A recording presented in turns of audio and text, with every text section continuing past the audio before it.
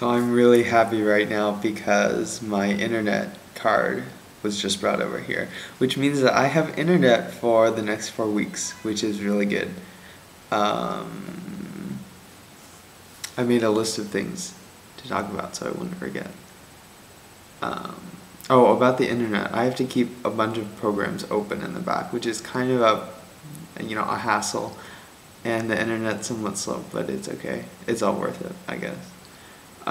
So this morning I got up kind of early, and the commute, I found out, takes 70 minutes to get to the company. That's a lot less than I thought, so I wound up there an hour early. So I kind of just walked around. Like once you get off the subway, one half of it's called the Zhangjiang High Technology Park, and one half of it is like just labs and other buildings. Like the Chinese Academy of Sciences has a huge complex over there, and then the other half there's like a shopping mall type of thing. But I didn't even realize that that existed until I went back during my hour of do nothing time, and they have like tons of American restaurants and stuff. I didn't go to any, but yeah. And then so I went there, and everyone at the company is really nice, and they're all very young too, which is kind of cool. I guess it's like a newish field in China. All of them have their master's degrees, and I have already been like working a few years, so I'm the youngest one by far, by a lot. That said, I think they're all in the same generation as I am, and I mean I got along with everybody very well, and it was fine. This week I'm in the molecular biology lab. So today I did a bunch of like PCR, and then I ran a gel, which was really exciting. Thank goodness I knew how to do that from biology junior year. Otherwise I would have looked kind of bad. But I think it was frustrating not frustrating, that's a little too strong a word, but I think people were frustrated at my lack of knowledge of the Chinese technical terms, and then their own lack of knowledge of the English technical terms. That said, I guess everybody knew enough, so we communicated fine, and it was just, I guess it's just a little bit slow, which is fine.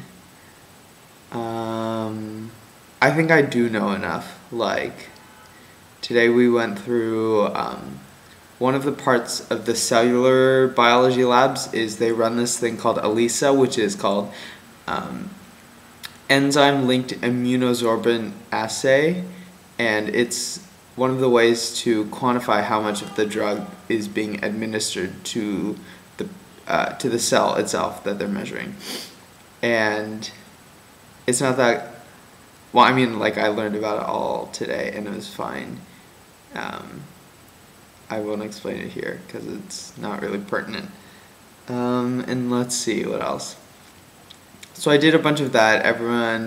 There's another intern. She's from Malaysia, and she speaks English and very little Chinese, so I'm better off than her. And she's very nice as well.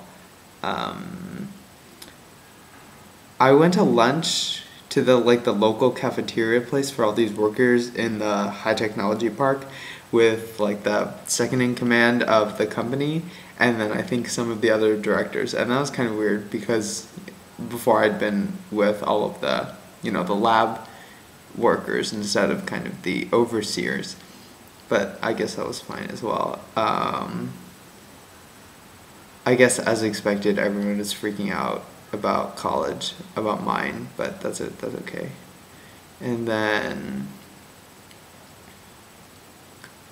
it was cool to actually apply a lot of the knowledge that I've gained in the past 2 years, in this field, to actual lab science and to their company research. A lot of the stuff, I guess, these people didn't learn until they were in college that we've done.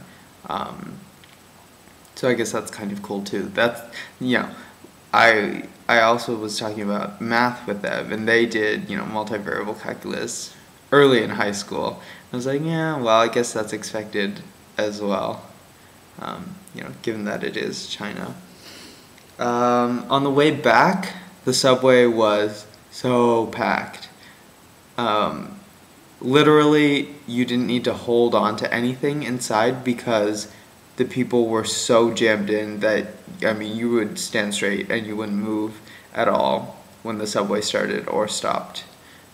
People actually had to like push themselves in through the opening, which was, I don't know. I guess I had always heard about it, but that was the first time that I had experienced it. And there's definitely a distinctive smell that everyone in China has. It's not like bad or anything. It's just a distinct Chinese smell. I don't know. What else? I think I'm forgetting or losing my fluency in English. It feels weird to speak like this right now. And I don't know. I think it's because whenever like people try to speak to me in English with a Chinese accent, I always have to like modify my own English with a Chinese accent. Not like, probably not equivalent to theirs, but a little bit. And then, hold on, my computer's gonna die.